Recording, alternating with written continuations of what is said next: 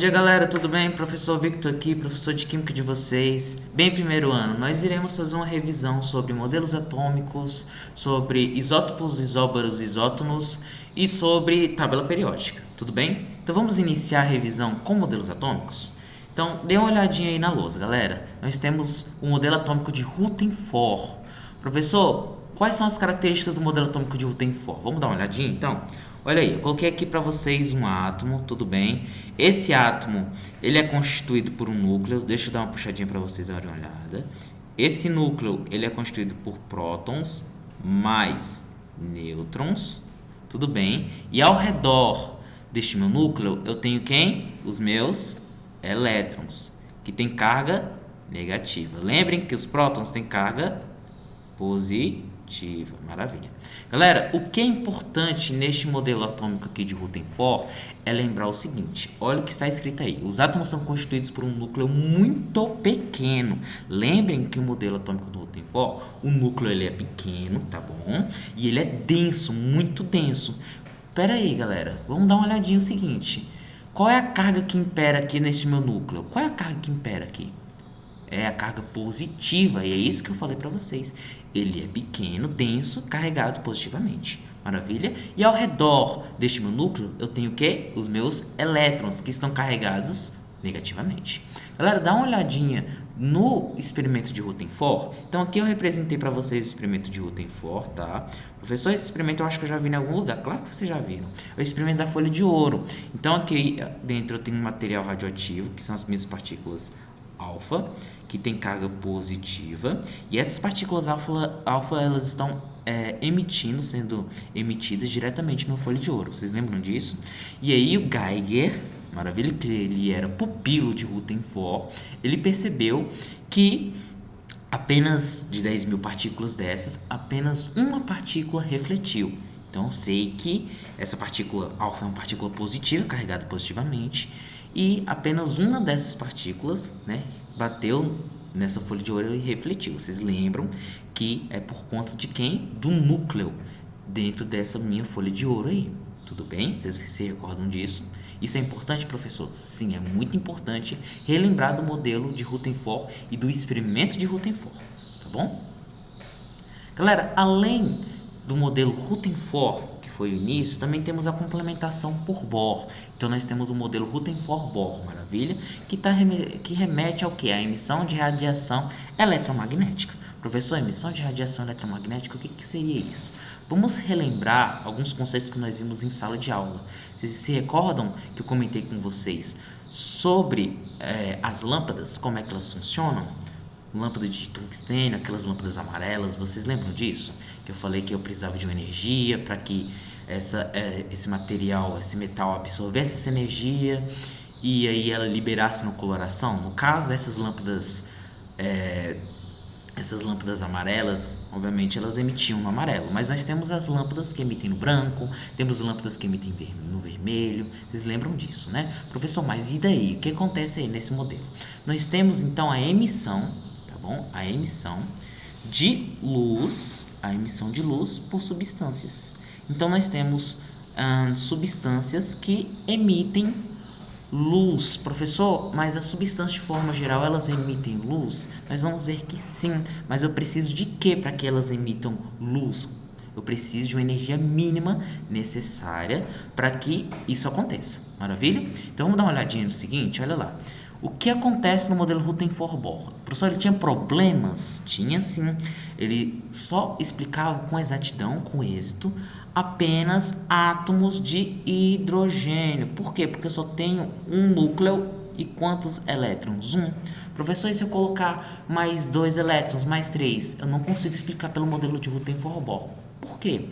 Porque no modelo Rutherford-Bohr, se eu só tiver, né, um hidrogênio, um elétron, e um próton, eu tenho atração elétron-próton, acabou. Mas se eu tiver mais de um elétron, eu vou ter repulsão elétron-elétron e a atração desses 2 elétrons com o meu próton. Então, este modelo não tinha essa capacidade, tá bom? Beleza? Galerinha, então vamos dar uma olhadinha aqui. O que acontece para que eu tenha para que as minhas substâncias elas façam a emissão de luz. Vamos dar uma olhadinha então? Então eu tenho a transição eletrônica, tá bom? De níveis internos. Então meu elétron vai estar aqui no nível estacionário. Então meu elétron vai estar aqui no nível estacionário e ele vai fazer o quê? Ele vai pular de uma camada para outra. Então ele está no nível estacionário, ele está quietinho aqui e ele absorve energia. Pode ser em forma de calor? Pode sim. Que é da mesma forma que acontece nos fogos de artifício, tudo bem? Então eu preciso de uma energia mínima necessária para que esse elétron ele pule de uma camada para outra. Quando ele absorve essa energia, ele pula dessa camada para outra. Quando ele volta para a camada estacionária dele, ele faz o quê? Ele emite essa energia em forma de luz. E essa energia é chamada de fóton, tá bom? Então aqui eu tenho uma representação, tudo bem? Do que, professor? Eu tenho a representação, no caso, do sódio emitindo luz na coloração amarelada com azul. Vocês estão conseguindo enxergar isso? Professor, mas por que ele emite essa coloração? Porque eu consegui fornecer a energia mínima necessária para que esse meu elétron passasse de uma camada para outra, voltasse e liberasse luz. Professor, mas só vai liberar essa coloração de luz? Não. Olha a outra representação aqui do desenho. Olha como é que ele pode fazer também. Tudo bem? Professor, mas eu tenho aqui vermelho, eu tenho azul, eu tenho amarelo. Sim, então cada átomo vai emitir uma coloração diferente. Professor, tem outro conteúdo? Tem sim. Isótopos, isóbaros e isótopos. Tá bom? Professor, o que é importante? É importante a gente saber que os isótopos, que é representado pela letrinha Pzinha aqui, que eu vou colocar em destaque, tá? Eles apresentam o mesmo número de prótons. Professor, onde é que está o próton aqui? Aqui é o próton. A parte de baixo é o próton. Não sei se vocês recordam disso. Lembrem que o número atômico é igual ao número de prótons, que é igual ao número de elétrons. Lembrem que o próton tem carga positiva e o elétron carga negativa. Lembrem que o número de baixo é o número de prótons, elétrons e o número atômico, o número de baixo. Não se esqueçam disso. E o número de cima, gente? O número de cima é sempre o número de massa. Vocês estão vendo que o número de cima é diferente? Mas o número de baixo é igual. Se o número de baixo é igual, eles são isótopos. Professor, é fácil? Sim. Dá uma olhadinha na outra representação dos isóbaros. O A que eu vou destacar, tá bom? A representa a massa. Lembra que é o mesmo número. Tudo bem? Então, eu percebo que o número de cima aqui é igual, que é o número de massa, tá? E o número de baixo é um número diferente. Se o número de cima é igual e o número de baixo é diferente, eu vou perceber que eles são o quê? Isóbaros. Porque o número de massa é igual ao número atômico, número de prótons. E o número de elétrons é diferente. Professor, e se for isótopos é o mais difícil? Não é difícil. Os isótopos, eles apresentam número de nêutrons igual. Eu vou perceber que esse cara e esse cara são diferentes. Esse cara e esse cara e esse cara também são diferentes. Não são? Então, o que eu percebo aqui, galera? Eu percebo que eu preciso fazer uma continha para saber qual é o número de nêutrons. Como é que eu vou fazer essa continha? Utilizando essa equaçãozinha aqui.